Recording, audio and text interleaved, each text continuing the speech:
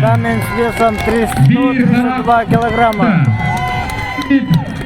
В этом году поменяли камень, он стал на 20 килограммов примерно тяжелее предыдущих. Алексей Уваровский идет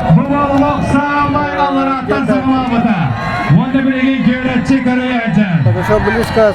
Алексей Уваровский Таин кадробилисте Манныка бекиндоген Вонна Вол Бутугар Хақасы месалыбыға Бұвана түгін түйілге дегері Хеги шірге қадын көдіғар Волга Мақтараммат Ыдысты әміліктеға Алексей Уваровский